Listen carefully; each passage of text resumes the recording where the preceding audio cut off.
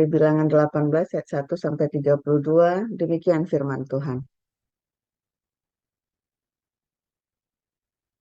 Tuhan berfirman kepada Harun, engkau ini dan anak-anakmu beserta seluruh sukumu haruslah menanggung akibat setiap kesalahan terhadap tempat kudus.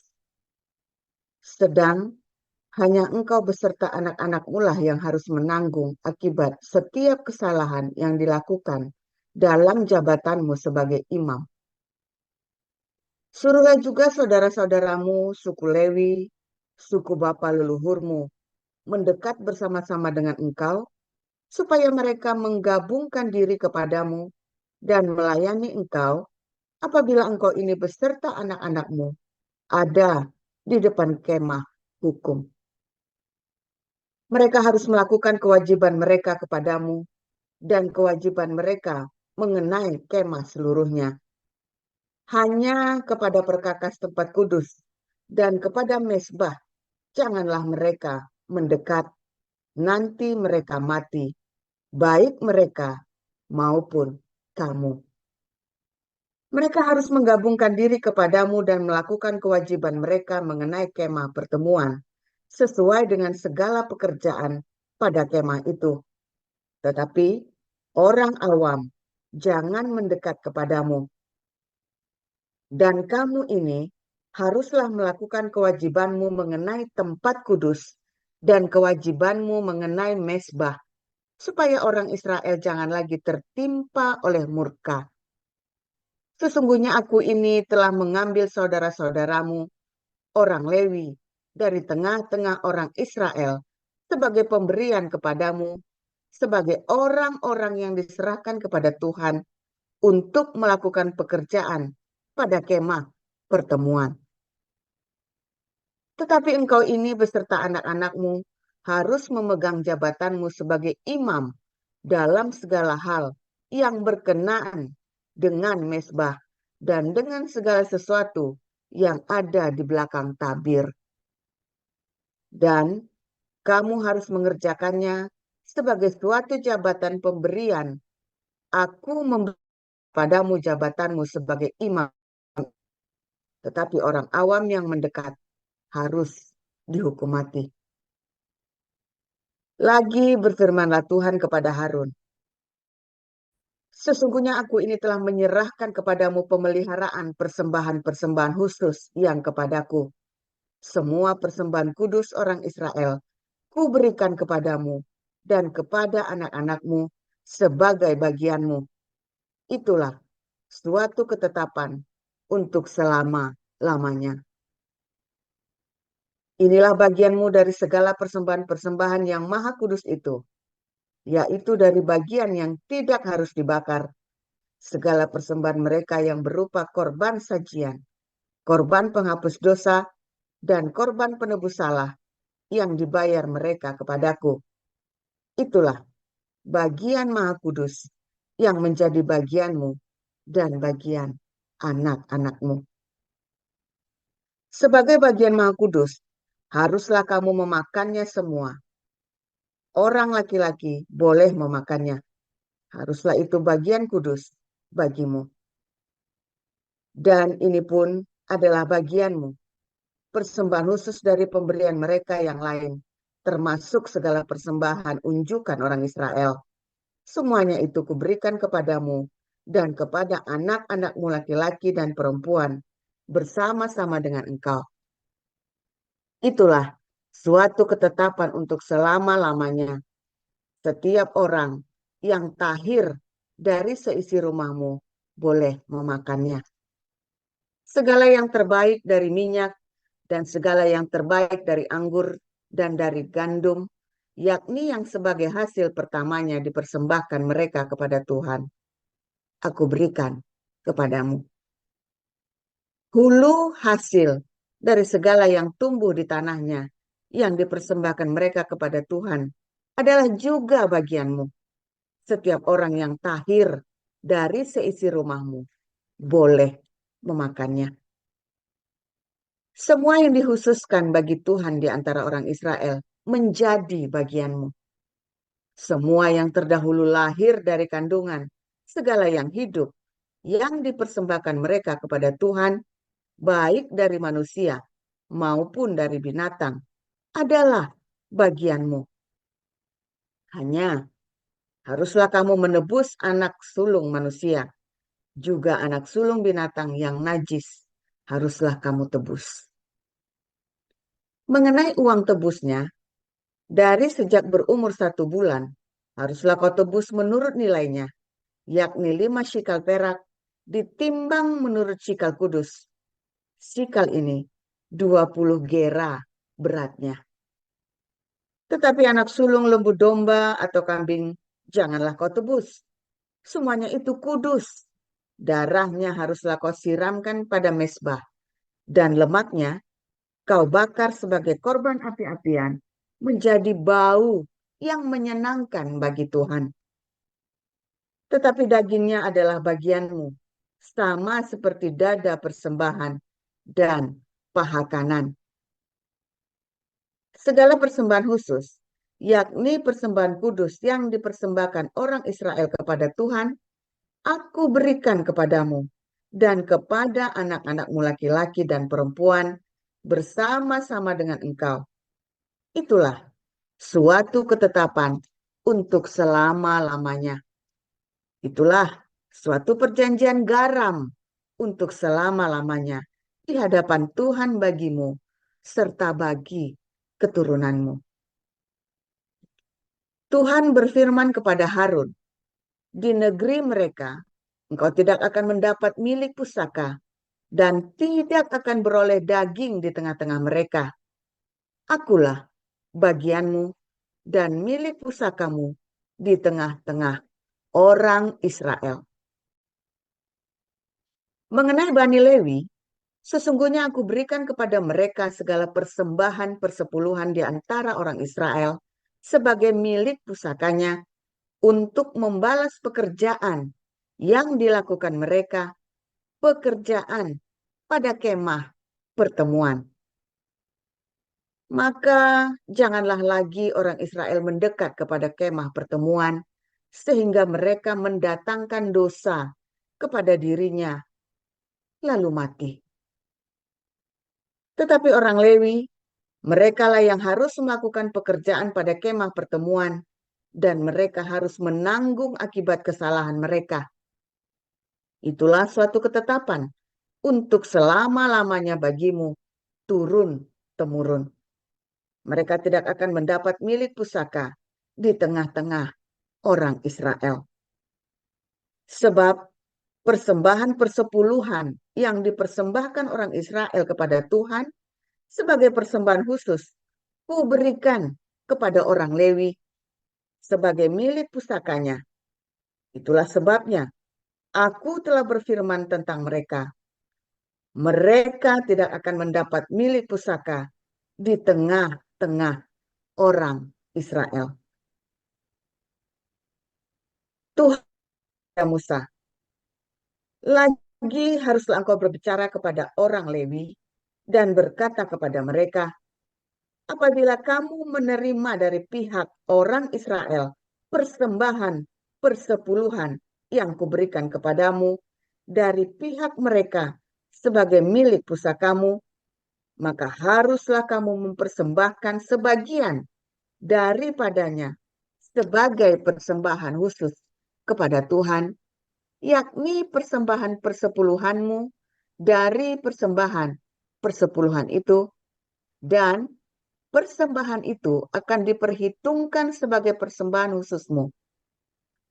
Sama seperti gandum dari tempat pengirikan, dan sama seperti hasil dari tempat pemerasan anggur. Secara demikian, kamu pun harus mempersembahkan sebagai persembahan khusus kepada Tuhan sebagian dari segala persembahan persepuluhan yang kamu terima dari pihak orang Israel.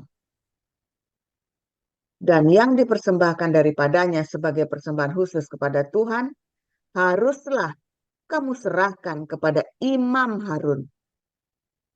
Dari segala yang diserahkan kepadamu, yakni dari segala yang terbaik di antaranya, haruslah kamu mempersembahkan seluruh persembahan khusus kepada Tuhan sebagai bagian kudus daripadanya.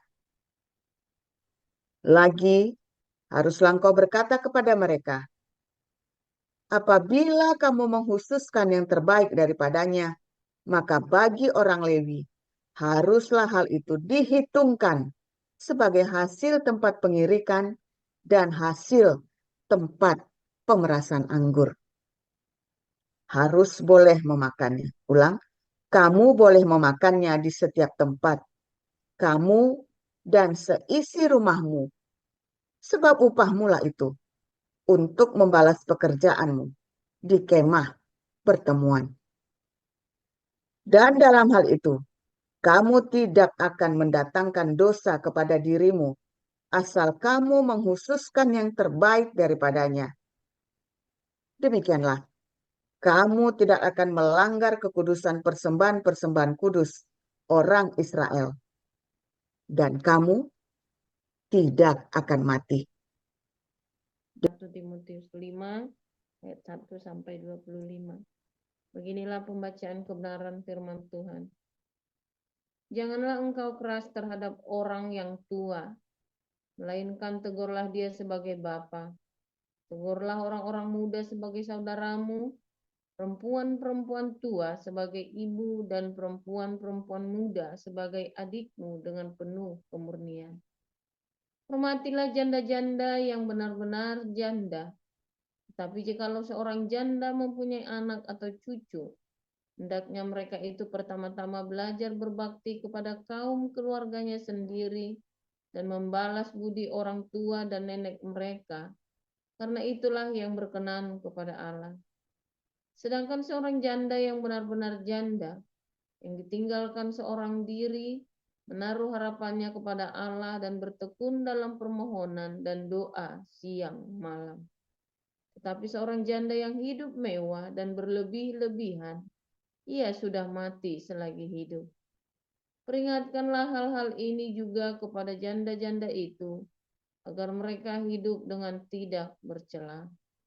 Tetapi jika ada seorang yang tidak memeliharakan sanak saudaranya, apalagi seisi rumahnya, orang itu murtad dan lebih buruk dari orang yang tidak beriman.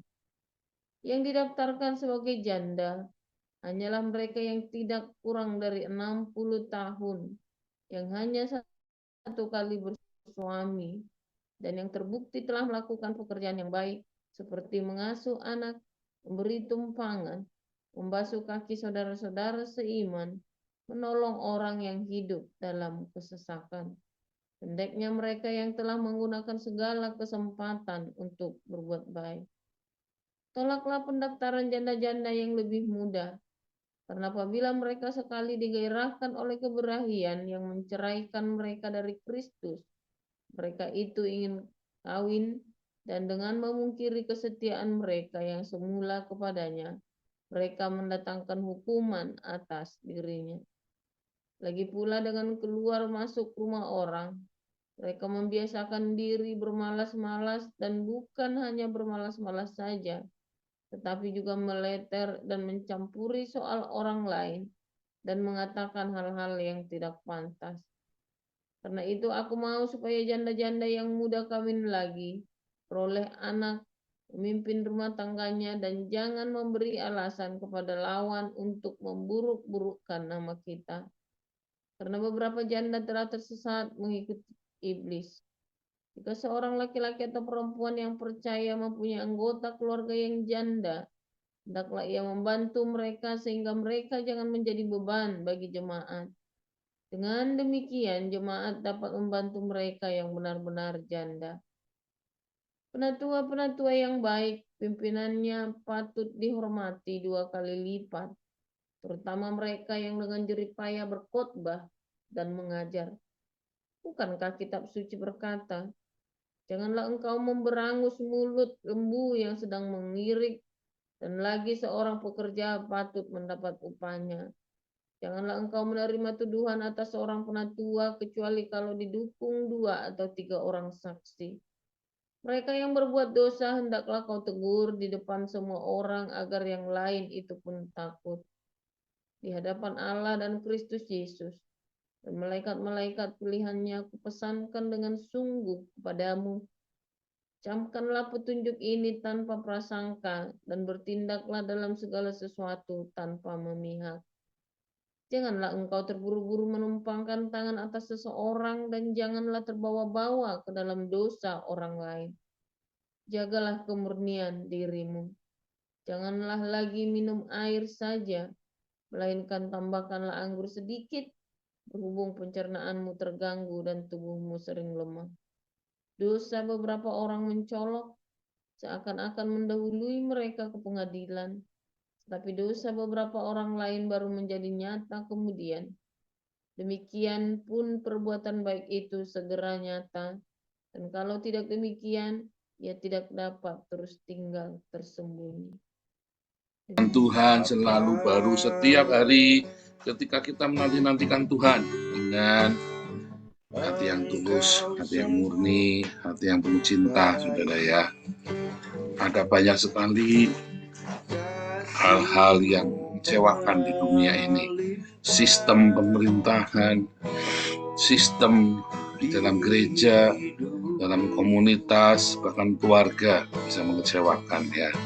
Tetapi hati yang penuh cinta akan melampaui semua itu, ya, membuat kita bisa bertahan dan kita bisa tetap survive, tetap punya pengharapan, kita tetap punya menghasilkan buah-buah, ya, punya dan menghasilkan buah-buah yang baik dalam hidup kita tanpa kita dipengaruhi oleh semua sistem yang korup itu. Ya, bahkan di dalam sistem kita bisa korup kok, dalam komunitas kita bisa korup, saudara ya. Karena ada banyak kepentingan, ada banyak sekali hal-hal yang tidak semua orang tulus hatinya, tidak semua orang lurus motivasinya. Selalu ada ya, dari awal berdirinya komunitas ini ya, berbagai macam kepentingan ada di sana ya. Dan satu demi satu tentu saja rontok ya, orang-orang yang berusaha ngambil uang yayasan, yang berusaha ngerampok. Tapi sayangnya kemudian ada orang-orang yang bagus juga ikut rontok ya, karena kecewa. Itu biasa di semua sistem. Makanya saya ada beberapa polisi dulu ya yang baik-baik itu bilang, Pak, konsultasi dengan saya mau mundur, Pak. Ini polisi ini baik ya, saya bilang, kenapa harus mundur? Saudara, ketika saya berkata polisi Indonesia korup, tidak semua polisi Indonesia korup, banyak yang baik. Ketika saya bilang penegak hukum Indonesia korup, tidak semua korup, banyak yang baik, saudara. Hanya yang baik ini sebenarnya banyak, saudara, tapi takut ya, karena yang korup ini amat sangat jumawa dan kasar ya, dan luar biasa mengerikan. Cara mainnya itu mengerikan, sehingga yang baik-baik ini main aman. Tetapi apabila Anda punya hati yang tulus murni, Anda akan ketemu dengan orang-orang yang baik ini, saudara. Ya, karena itu tadi, kamu orang baik, kamu ketemu orang baik, orang jahat akan ketemu orang jahat. Ya, kalau kamu mental mau nyogok, mau mengalahkan segala cara, kamu akan ketemu dengan orang-orang yang ini. Kalau kamu orangnya baik, tulus, Tuhan akan temukan kamu dengan orang polisi, penegak hukum, hakim, ya, lawyer yang baik. Ya memang begitu hukumnya sudah, ya sudah hukumnya seperti itu. Bahkan dalam gereja, kalau Anda hatimu mencari pembenaran, kamu akan ketemu ya dengan komunitas-komunitas yang ya pengen cari pembenaran. Kalau hatimu pengen mencari kebenaran, kamu akan ketemu dengan komunitas yang mencari kebenaran. Kamu akan dituntun bagaimana kamu berjumpa dengan Tuhan. Di dalam gesekan-gesekan, dalam konflik itu kamu ketemu Tuhan. Gitu ya. Itu sudah menjadi seperti hukum universal. Anda nggak usah orang Kristen, Anda nggak usah percaya Yesus, nggak usah percaya Tuhan, taruh kata Anda ateis lah. Itulah hukum universal yang terjadi seperti itu, ya. Orang-orang Lewi ya, atau orang-orang yang menjadi pelayan kerohanian, ya, itu juga sama ya. Ada pelayan-pelayan rakus, uang tamak serakah. Ada pelayan-pelayan yang dia mengutamakan Tuhan. Ya, saya sangat sedih sekali ya YouTubers ini seharusnya menuai banyak jiwa-jiwa. Tapi nampaknya Tuhan melakukan banyak pemurnian ya. Banyak YouTubers ini yang kemudian akhirnya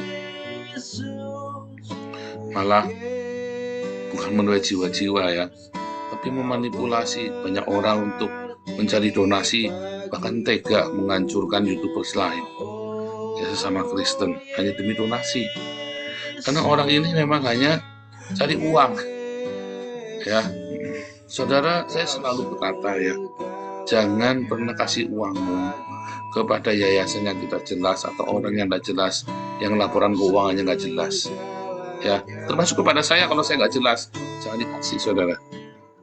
Jangan berikan uangmu kepada orang-orang yang tidak jelas intinya ya, sebab ketika Anda memberikan uangmu kepada orang-orang yang tidak jelas ya, maka yang terjadi adalah kamu akan dimanipulasi, kamu tidak diberkati, kamu tidak bertanggung jawab, bahkan kamu tidak akan bertanggung jawab dengan keuangan. Tapi belajarlah bertanggung jawab dengan keuanganmu, dengan mensupport hamba-hamba Tuhan yang jelas keuangannya, laporan pertanggungjawaban keuangannya jelas. Mensupport hanya kepada gereja-gereja yang punya laporan keuangan yang benar, yang mengajari Anda berdiakonia, yang mengajari Anda bermarturia, yang mengajari Anda untuk berbagi kepada orang miskin, dan terutama yang mengajari Anda untuk hormat kepada orang tuamu. Bukannya mengutamakan gereja daripada orang tuamu. Begitu pendetamu bilang ya, utamakan Tuhan daripada orang tua, tinggalin dia. Itu pendeta goblok, pendeta sesat saudara. Karena apa? Karena orang tua itu ada karena Tuhan. Kalau kamu tidak bisa menghormati yang ada di situ, bagaimana kamu menghormati yang tidak kelihatan? Lalu kamu ditipu oleh pendetamu bahwa Tuhan akan memberkati orang tuamu bila kamu memberi kepada gereja terlebih dahulu. Salah saudara. Rawatlah orang tuamu terlebih dahulu. Rawatlah anak istrimu terlebih dahulu. Baru kamu memberikan untuk orang-orang Lewi, saudara. Ya, rawat dulu orang tuamu dengan benar, rawat dulu anak istrimu yang benar, baru kasih uangmu ke gereja. Tetapi kamu juga lihat, di gereja ini uangnya buat apa? Kamu boleh nanya. Kalau ternyata pendetanya ngajakin Anda untuk berbagi kepada orang miskin, tapi pendetamu sendiri hidupnya bermewah-mewah, ya jangan saudara. Harusnya pendetamu memberi teladan dalam memberkati orang-orang miskin. Tetapi saya jarang sekali melihat gereja mengajak Anda untuk menghormati merawat orang miskin.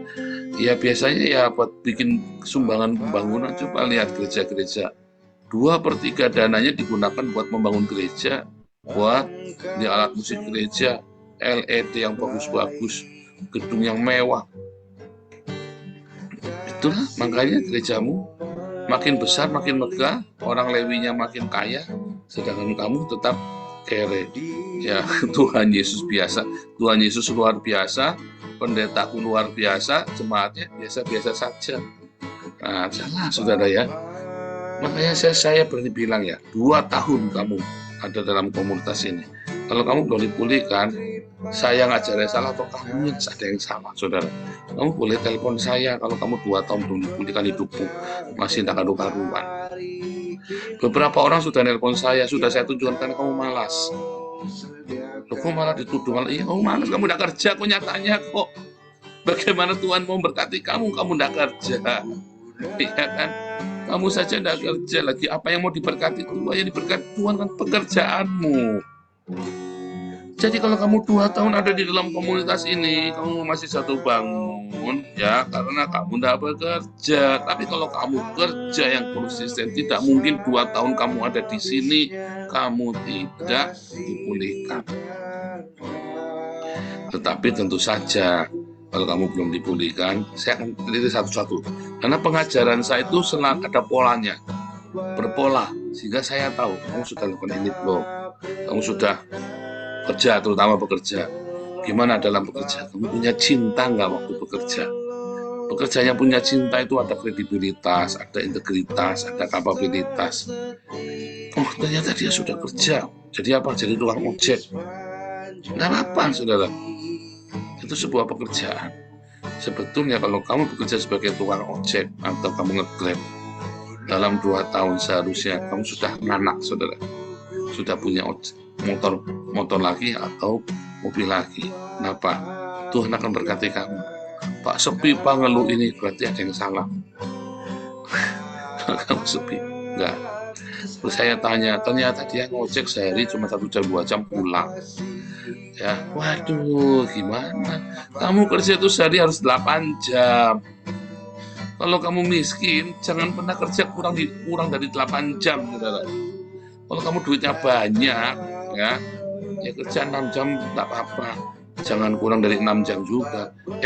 Ibu mantu itu dia diberkati Tuhan luar biasa, tiap hari ngebon loh, saudara ya. Saya dengar ceritanya dia ngasih makan kambing, ngasih makan lele, apa segala macam. Pernah satu komunitas kita pasrahin ikan lele, hilang kabeh, saudara. Lelenya bablas, sembuh kemana. Nah itu repot, saudara. Padahal kita udah pasrahin supaya dia bekerja, kita nggak dikerjain. Ya, males. Ya, saya kadang-kadang nggak ngerti cara berpikirnya orang-orang ini ya. Beberapa orang saya tawari pekerjaan. Aduh, susah, saya bilang. Kadang susah ya, saudara. Saya dulu ya, karir saya cepat sekali. Saya pertama ditawari, kamu mau nggak di Palembang? Semua orang pada takut ke Palembang. Saya orang keturunan Tionghoa yang pertama berani jadi kepala cabang di Palembang. Saya langsung mau, kakak. Kantornya itu di Sungai Gerong, saudara, tempat jin buang anak. Itu saya tiap hari ketemunya preman, tiap hari ketemunya orang mabuk, orang residivis, semuanya itu ya. Wah, serem itu di situ, daerah-daerah itu, ngerti ya. Tuhan kirim ya, tiba-tiba ada seorang mayor TNI datang, cuk. Saya bersahabat dengan dia, nggak tahu, tiba-tiba datang aja ya, biasa dia kan cuman cari pergaulan kan. Ini kepala cabangnya masih muda, baru dengar dari mana, yuk kita samperin yuk. Mungkin pikirannya begitu kan, masih muda. Dan akhirnya jadi teman baik ya, saudara ya. Akhirnya jadi teman baik saya. Orang yang nggak mata duitan. Akhirnya saya punya dana taktis, saya kasih ke dia, saudara, untuk dana taktis. Dia kasih ke anak buahnya buat bikin pengamanan. Akhirnya siang malam kita dijaga sama tentara dari situ ya. Siang malam itu dia kirim, dulu boleh ya, zaman itu masih belum ada yang aturan-aturan tentara tidak boleh dikaryakan segala macam. Jadi waktu itu akhirnya kita jadi teman baik. Padahal saya nggak ngerti, masih usia 27 tahun, banyak masih muda, kinyis-kinyis. Jadi kepala cabang di sarang penyamun itu, saudara ya. Tapi Tuhan masih kirim, Tuhan pasti akan kirim, Tuhan buka jalan. Kalau kamu mau, jangan nawar-nawar, saudara ya. Kalau ada pekerjaan itu jangan nawar-nawar, ya. Kalau kamu kere, kalau kamu miskin, kalau ada kerjaan itu jangan aduh, udah selesai kamu sudah. Kalau kamu miskin, tidak punya uang, ya, kerjakan apa saja yang selama pekerjaan itu tidak melanggar hukum, kerjakan, ya. Tetapi kalau kamu udah banyak uang, ada banyak pilihan, kamu milih. Tapi kalau kamu masih awal-awal, jangan banyak milih. Kalau kamu milih-milih, ya sudah, susah. Karena saat itu kamu sedang diuji. Saya berapa kali nawari kerjaan ke orang, ya udah kasih ke orang. Kelamaan urusannya, ya. Banyak orang kehilangan kesempatan itu karena dia pilih-pilih, tidak karu-karuan, ya. Dia pikir dia itu siapa, begitu loh. Belajarlah dari saya tidak pernah pilih-pilih kerja. Ada pertama kali saya kerjain dulu, saudara. Saya pernah jadi supir, ya. Saya pernah kerja di pabrik kayu, jadi mandornya di situ. Capek sekali itu ya. Karena itu kudu bersihin tiap hari Sabtu itu, tiap hari Minggu. Ya pulang gereja saya kudu bersihin stempel mesin gede ya, saya bukan satu-satu. Saya harus periksain mesinnya satu-satu semuanya. Wah, itu mesinnya gede banget ya, capek itu, saudara. Itu saya kerjaan yang paling capek selama saya pernah kerja itu ya. Itu kerjaan yang paling capek. Saya kerjain ya. jadi ngelilingan roti. Pernah sudah saya kerjain. Ya, waktu saya bantu orang tua saya, ya, papi saya. Kita dulu jualan roti, masih belum punya mobil. Jadi kita kelilingan ke desa-desa pakai becak roti, ya, pakai becak. Itu saya kerjakan loh, ya. Malu nggak? Enggak, saya nggak malu. Kalau Anda malu ya berarti memang balung kere, saudara. Kalau Anda bekerja malu, padahal kerjaan itu tidak melanggar hukum, ya saya jamin balung kere, tak jamin, saudara. Balung kere. Ya tidak akan berhasil kamu. Ya, di komunitas kita ini banyak pembantu rumah tangga, duitnya banyak tapi saudara, jangan tanya nggak punya duit, saudara ya. Di komunitas kita ini banyak pembantu rumah tangga yang gajinya lebih gede daripada gaji manajer di Jakarta. Serius, saudara. Kenapa mereka nggak malu? Ya kan? Ya tentu saja mereka jadi pembantu rumah tangga di luar negeri. Tentu saja gajinya gede. Ya, tetapi mereka nggak malu jadi pembantu rumah tangga. Dan di Eropa ini, Belanda ini, saya pernah jadi tukang kebun. Ya, saya pernah jadi tukang kebun.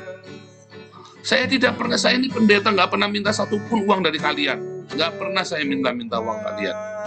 Nggak pernah. Dan saya malah ngajarin, kalau kamu belum cukup untuk keluargamu, nggak usahlah sok-sokan kasih saya. Malah bisa-bisa saya ngasih kamu. Ya kan? Malah bisa-bisa saya ngasih kamu. Bukan sombong. Ini saya kasih tahu realita.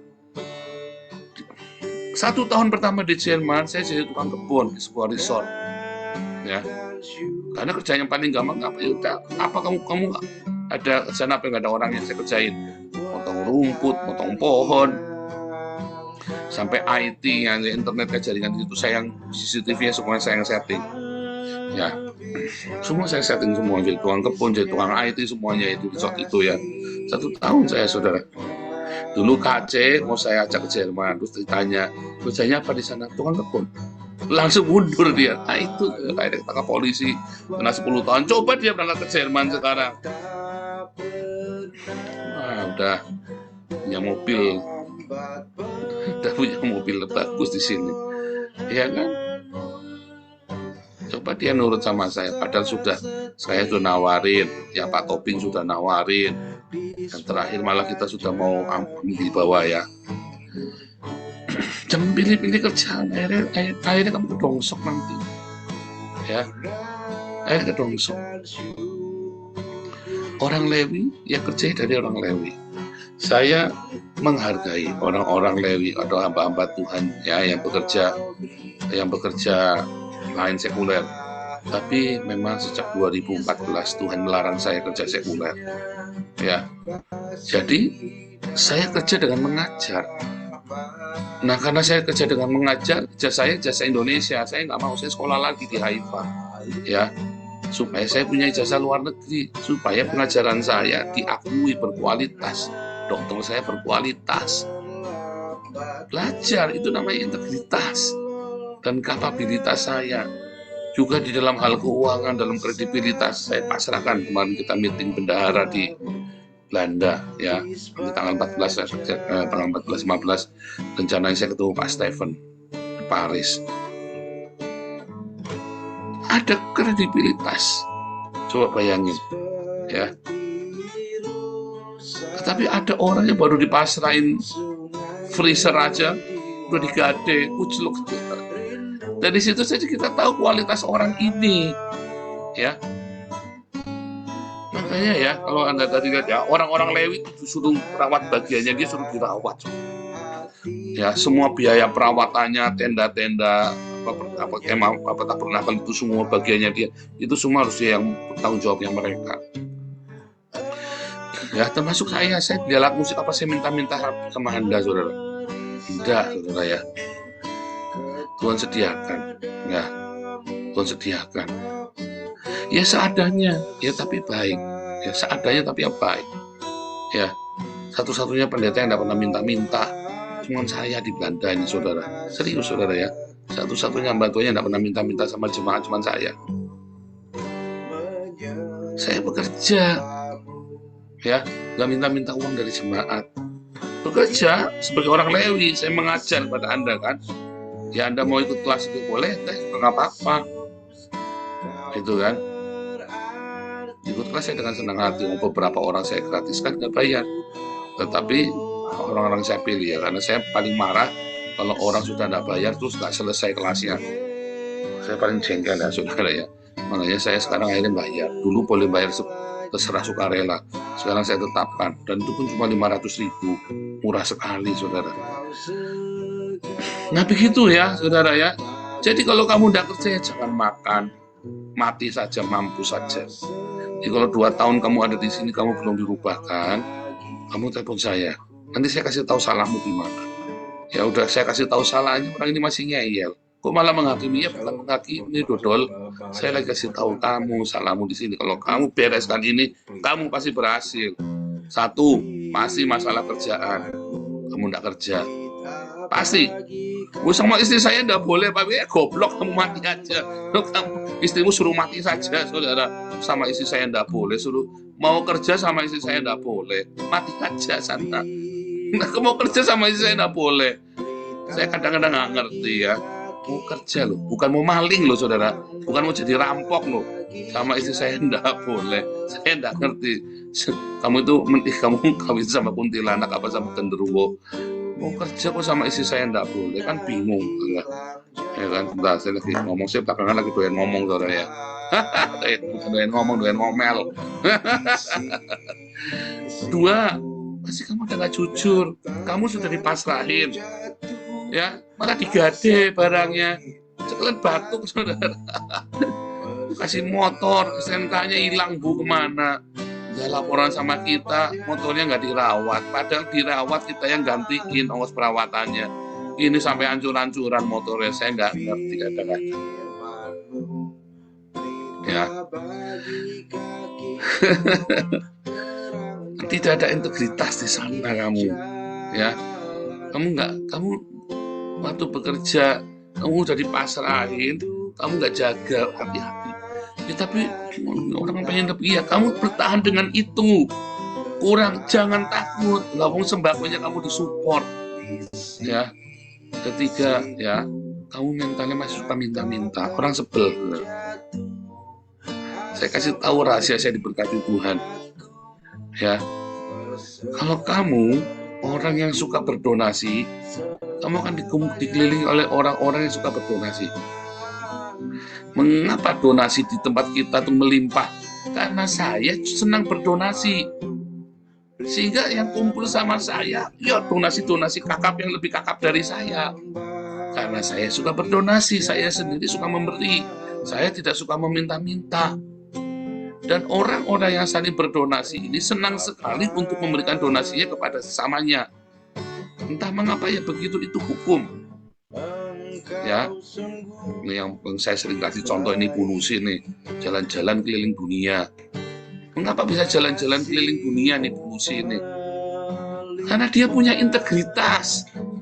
Ya disayang sama bosnya. Bosnya pergi kemana ya pasti diajak. Coba kalau Pulusi malingan jalukan, lunjak, nggak bakal dipakai sama atasannya, saudara. Lunjak, hukum mana lunjak, enak bosnya.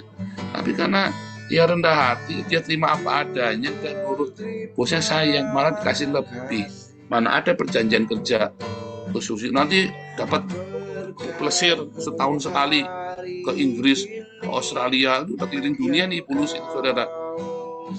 Ya maaf ya, ini pembantu rumah tangga, saudara, tapi keliling dunia ini di Pulusi ini, saudara. Disayang sama bosnya. Kenapa? Karena mencukupkan diri. Ya, nggak suka minta-minta. Saya yakin kalau anda kerja sebagai pembantu, gajimu pas gitu, kamu nggak suka minta-minta, nggak suka nyatut, nggak suka kamu jujur, pasti bosmu akan kasih lebih, saudara. Entah mengapa, pelit pak, enggak. Percaya saya, jadinya pelit karena kamunya suka minta-minta, makanya dia makin kenceng. Coba kalau kamu tidak minta-minta, kamu semua kembalikan tepat semua ya, dia diuji kamu, jangan terkecoh, kamu pokoknya lurus, lempeng, jujur. Sak pelit-pelitnya bos kamu daripada kehilangan kamu, ya. Dan tapi juga jangan suka nantang. Sak jujur-jujurnya kamu, kalau suka membangkang, bos tak suka, saudara. Bos kamu lebih suka maling daripada suka orang yang suka membangkang. Saya, ya. Daripada kamu maling, daripada kamu yang suka membangkang, kamu jujur tapi suka membangkang, mendingan dia cari maling yang nurut sama dia. Itu rahasianya. Nah, kamu sudah suka membangkang, nggak jujur, mati saja saudara. Mati saja. Kamu masih sial, balung kere saudara. Serius saudara ya. Saya ngomong ini realita di tempat kerja, rahasia kesuksesan saya bekerja. Kalau kamu sudah kere, suka membangkang dan maling, nggak jujur, ya mati saja saudara ya. Balung hilang kamu. Sampai kemana-mana kamu akan sial. Kamu udah jujur, rendah hati. Kemarin sudah saya ajarin apa bedanya rendah hati dengan cari muka. Kalau rendah hati, ketika kamu diinjak sama atasanmu, kamu tidak nginjek yang di bawah kamu. Kalau orang yang menjilat cari muka, kamu diinjak atasanmu, kamu jilat-jilat mata dia senang-senang, tapi kamu di bawah kamu injak, saudara, kamu tindas. Itu namanya kamu menjilat cari muka. Ya. Jadi harus rendah hati. Ya, selain jujur kamu harus rendah hati. Karena ya keberhasilanmu dalam bekerja itu ada 3. 1, kamu jaga hidupmu jangan cabul. Karena percabulan, ketidakkudusan, kenajisan itu yang membuat kamu sial. 2, kamu harus jujur. 3, kamu harus rendah hati. Ya. 4, kamu harus rajin bekerja, jangan malas. Jamin kamu sukses, saudara. Orang lebih hamba Tuhan juga sama, hamba Tuhan yang tidur terus. Dulu saya jadi full timer, ya. Saya full timer yang paling rajin. Jam 4 pagi kita doa pagi. Salah 3 loh, dibayangin loh, salah 3 loh jam 4 pagi loh. Dingin kayak apa tuh? Kayak es, kayak di Eropa sini jam 4 pagi. Saya doa pagi. Terus selesai jam 5:30 biasanya. Biasanya saya tidur ya, langsung tidur lagi sampai jam 8, jam 9 kita ngantor sampai jam 3 sore. Di kantor saya biasanya bikin sesuatu. Supaya saya jangan nganggur, ya, pagi belum ada kerjaan semua, saya langsung main latihan musik di gereja. Saya latihan musik yang buat hari Rabu sama buat hari Minggu. Saya latihan. Kita kalau di Betani kan ada pakemnya kan, musiknya harus begitu, ya. Intronya semuanya harus begitu, saya latihan. Kadang-kadang saya ngelesin jemaat ya yang mau jadi musik, saya training dulu. Terus yang dikit nanti saya dulu belum ada tugas administrasi yang bagus ya. Saya ngurusin administrasi gereja. Semua saya kerjain. Jadi semua administrasi gereja saya tahu semua. Saya kerjain. Ya. Akhirnya semua orang carinya saya. Nah, sementara full timer ada 12 saudara waktu itu ya. Kerjanya pagi tidur, ya makan, habis doa. Kadang-kadang mereka nggak bangun kalau doa pagi, ya terus mereka habis makan jam 10 mereka dijemput sama jemaat gereja, diajak jalan-jalan, diajak mancing, diajak ini, diajak itu, diajak omong kosong lah. Saya tahu lah kerjaannya lah. Ya akhirnya kan yang dapat rezeki banyak saya kan. Karena saya selalu di situ, lalu saya difitnah katanya saya ngelaporin orang-orang inilah itulah. Saya nggak ada urusan, saya nggak pernah urusan sama kerjaan orang. Dari dulu karena saya kerjanya bagus, saya nggak pernah ngurusin kerjaan orang, saudara. Karena kerjaan saya bagus. Karena saya pede dengan YouTube dan TikTok saya nggak pernah nanya-nanya YouTube dan TikToknya orang. Nggak pernah ngerasain buat apa. Donasi kita sudah melimpah. Jadi orang ngasih tahu saya ini si Bombo ngomong begini, saya Fudin ngomong begini, Rudionis ngomong begini, dan semuanya ngomong begini. Saya emang nggak pernah tahu kalau nggak dikasih, saudara, nggak pernah urusan saya. Karena saya pede. Orang kalau confidence dengan pekerjaannya, dia tahu kerjanya bagus, dia nggak pernah ngurusin orang lain. Kain itu dia menjadi ragu apakah persembahan dia diterima apa enggak, karena Habil itu mantap. Jika Kain bingung kenapa dia mantap sekali, sedang saya nggak mantap. Ya karena dia asal-asalan. Sedangkan Habil itu dengan kesungguhan hati memberikan yang terbaik. Sementara Kain makanya rese, kepo dia. Kalau rumah tanggamu bagus, kamu tidak akan kepo dengan rumah tangga orang lain. Kalau pelayananmu bagus, kamu tidak akan kepo dengan pelayanan orang lain. Itu prinsip. Kalau kerjaanmu bagus, kamu tidak akan kepo dengan kerjaan orang lain. Tapi karena kamunya asal-asalan, ya kamu jadi kepo orang lain bagaimana ya? Saudara, itu rahasianya ya. rajin, jujur, tapi juga rendah hati dan jaga kekudusan supaya jangan sial. Pasti kamu sukses, saudara. Tapi kalau kamu sudah gak rajin, males, kamu gak jujur, suka membangkang, mati saja sudah. Nanti kamu mungkin nggak pantas jadi manusia. Serius, saudara ya, serius. Akhirnya kamu kan cuma minta-minta bikin susah orang. Nanti kalau kamu udah dikasih, kamu berontak, ya, kamu nantang soal, kamu maki-maki saya, katanya bullshit, trash talk. Saya enggak ngerti cara berpikir kalian. Ya, dikasih freezer 3D, kasih motor STNK-nya, hilang nggak lapor sama kita, nggak ditebus. Karena saya nggak ngerti cara berpikir orang-orang model seperti ini ya. Saya nggak ngerti, ya. Nggak tobat juga. Itu tadi ya, balung ireng, saudara ya. Balung ireng itu sebenarnya hanya masalah itu saja 4 kali tadi. Balung kere itu loh. Hanya masalah itu saja. Kalau kamu rajin, kamu jujur, kamu rendah hati, kamu jaga hidup dalam kekudusan, tak jamin kamu sukses. Tidak mungkin meleset, saudara. Tidak mungkin meleset. Saya banyak promosikan anak buah saya dari office boy sampai jadi sales manager. Ya, dari gaji cuma 1.200.000 bisa sampai jadi 1 juta, bisa sampai jadi 6 juta, 7 juta, saudara ya. Zaman dulu ya, zaman 15-20 tahun yang lalu tuh. Saya bisa promosikan seperti itu loh, saudara. Karena saya banyak mendidik orang. Tapi kalau kamu dikasih tahu nama karepmu, saudara. Dulu ndak kenal, hari ndak kenal, besok ndak kenal juga ndak rugi. Tapi kalau kamu nurut, diajarin, dibentuk di sini, diproses, kamu sukses. Kamu ndak perlu setoran sama saya bahagia ketika kamu sukses. Ya, Tuhan Yesus memberkati.